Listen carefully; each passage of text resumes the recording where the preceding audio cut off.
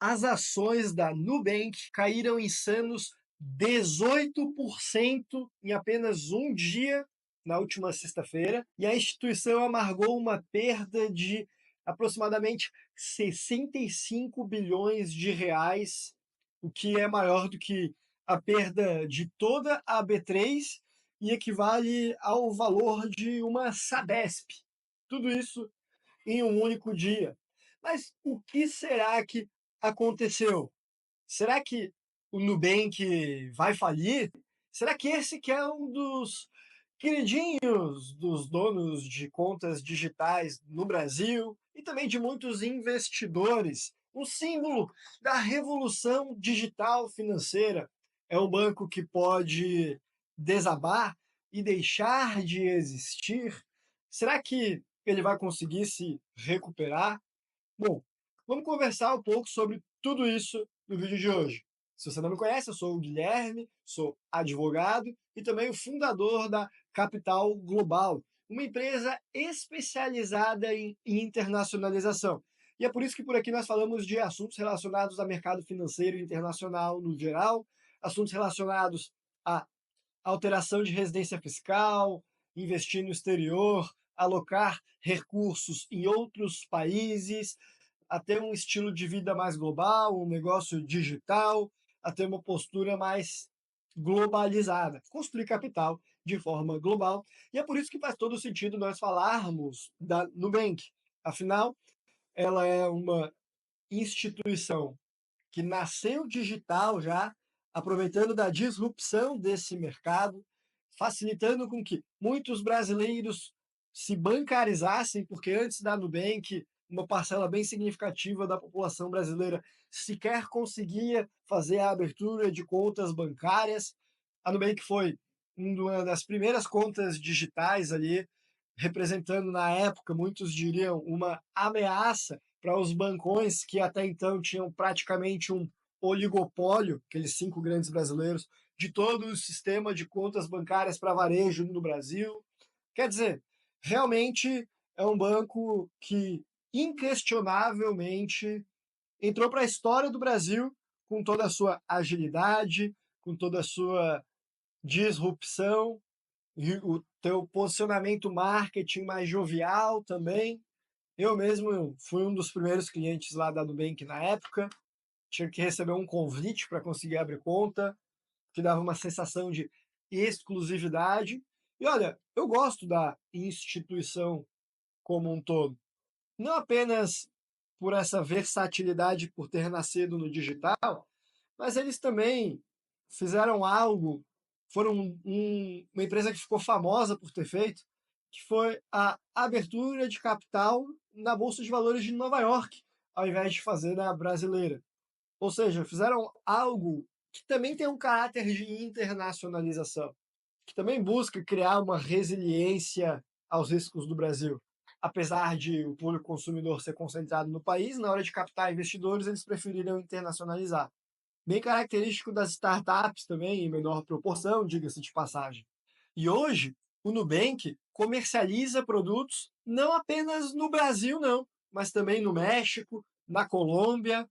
O banco também tem um escritório na Alemanha, além do próprio Estados Unidos, onde ele abriu o seu capital. Ou seja, ele realmente internacionaliza, ele busca espalhar os seus tentáculos. Mas, ainda assim, ele caiu 18% em um único pregão. O que diabos aconteceu? Basicamente, o banco divulgou o seu balanço trimestral, que, apesar de ter mostrado um lucro líquido ajustado de 610 milhões de dólares, um crescimento de 87% em relação ao mesmo período do ano anterior, ou seja, apesar de ter demonstrado que a empresa está lucrando mais do que nunca, não foi o suficiente para deixar o investidor entusiasmado. Porque o problema não são os números, o problema são sobre o futuro do Nubank, que, apesar desse lucro crescente, a receita total da empresa ficou abaixo das expectativas do mercado, registrando quase 3 bilhões de dólares enquanto os analistas esperavam 3 bilhões e 300 milhões de dólares, ou seja, uma diferença de aproximadamente 10%. O mercado não perdoa promessas quebradas. E aí, quando você soma isso, a margem financeira líquida do banco, que caiu 0,7 pontos percentuais, chegando a 17,7%, ou seja, um sinal de que os custos de captação e financiamento da Nubank estão sendo pressionados, estão comprometendo a rentabilidade do banco, aí nós temos um investidor que está insatisfeito porque sim, embora o banco tenha performado bem, não foi tão bem quanto eles esperavam. E aí eu vou te falar uma coisa, a culpa disso não é nem tanto da Nubank em si. O principal culpado para o banco não ter conseguido alcançar o resultado que esperava é o Estado brasileiro, que causou uma tremenda de uma volatilidade cambial. Você viu, no final do ano passado, o dólar disparou em relação ao real, depois de o nosso governo ter anunciado o pacote fiscal, que de ajuste fiscal não tinha quase nada, ter decepcionado os investidores que jogaram a toalha, geraram uma fuga de capital, disparada do dólar e a história que você já conhece. Pois é, essa queda de 18% das ações da Nubank em apenas um dia depois de eles terem divulgado o seu balanço, mostrando que fizeram o dever de casa, é apenas mais um dos resultados, das consequências dos problemas enfrentados por brasileiros, por empresas locais, causados pelo Estado do Brasil. Mesmo gigantes como a Nubank não passam imunes a esse tipo de problema. Porque, ainda que a Nubank tenha começado um processo de expansão para mercados como México, Colômbia, o fato é que a maior parcela do mercado deles ainda é o brasileiro. Então, sim, isso afeta muito. Só que, assim, na minha perspectiva, embora isso tenha sido uma queda drástica, um golpe duro para os acionistas do Nubank, a maior perda já registrada na história da instituição, embora muita gente tenha saído machucada dessa história, isso aí não é provavelmente o fim do Nubank. Pelo contrário, como nós vimos, ele está em um processo de expansão e diversificação dos países de atuação. Então, a tendência é que ele se torne cada vez menos refém dos problemas do Brasil. Então, se a nossa moeda ficar volátil, é muito mais fácil o banco que não internacionalizou a operação, que ficou com clientes apenas no Brasil, ser impactado por isso, do que uma instituição como a Nubank, que já está espalhando seus tentáculos ao redor do planeta. E assim, não é como se ele tivesse do dia para a noite perdido 18% dos seus clientes. O Nubank ainda é um dos maiores, se não o maior banco digital do Brasil, em número de clientes com contas ativas dentro, e também de diversificação de serviços oferecidos, dentre os bancos digitais, evidentemente. Agora, há de se convir que essa volatilidade do câmbio do Brasil, embora tenha sido a principal razão pela qual nós tivemos essa queda nas ações da Nubank, muito provavelmente, eu diria que não é a única. Mas aqui também a gente precisa falar sobre a alavancagem dos bancos digitais.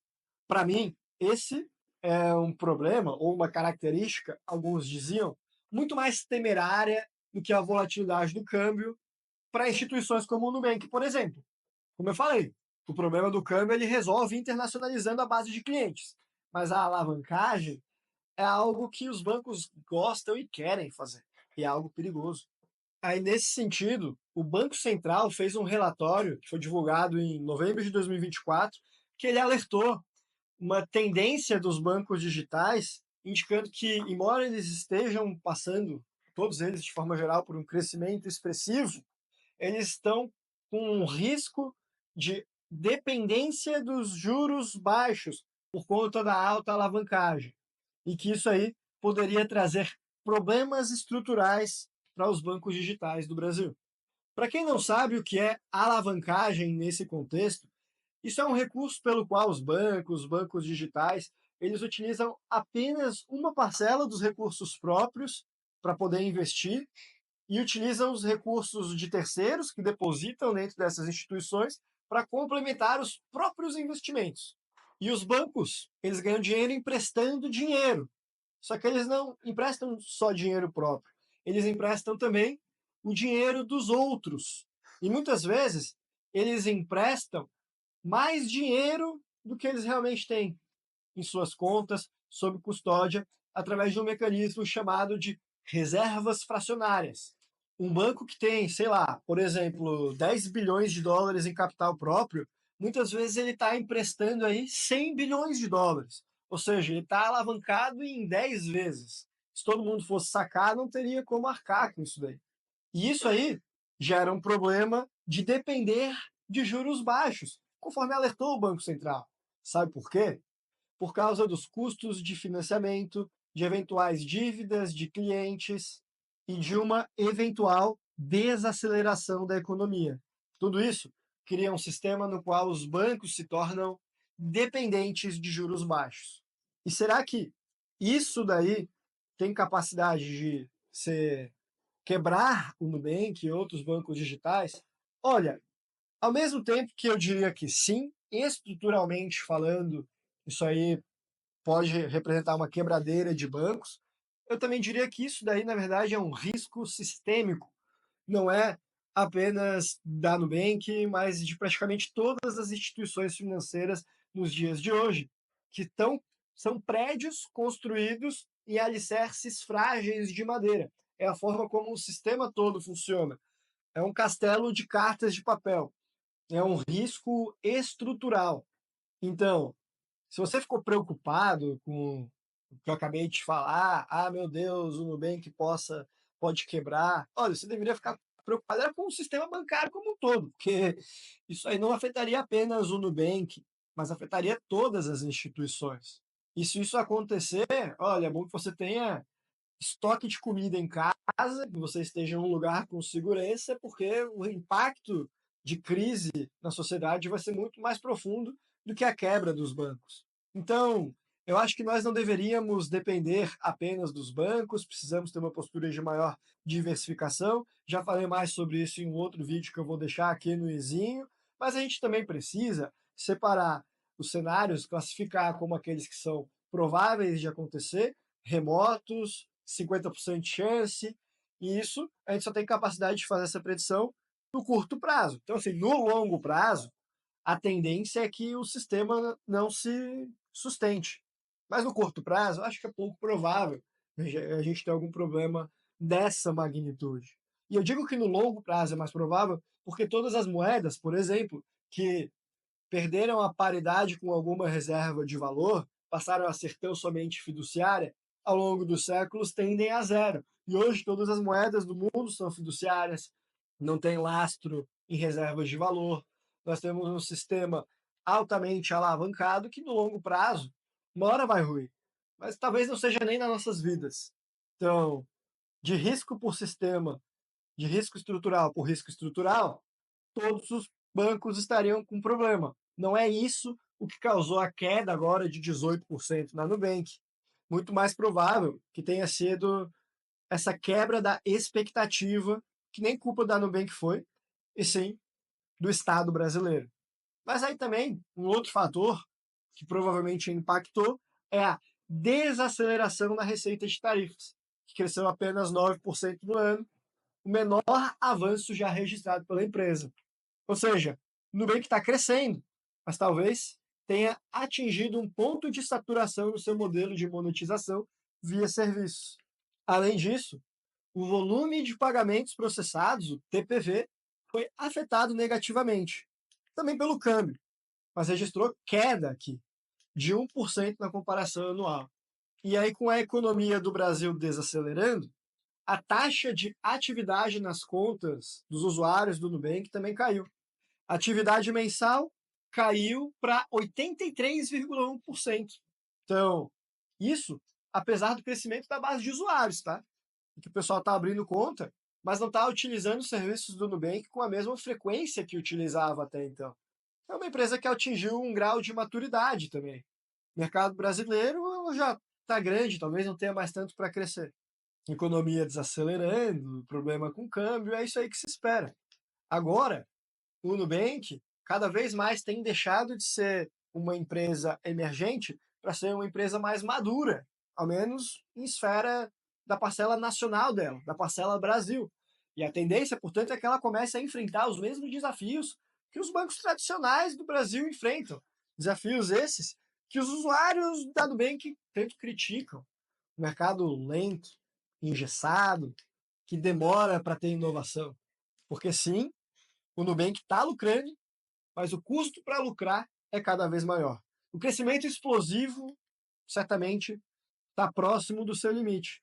E os investidores têm começado a recalibrar as suas apostas.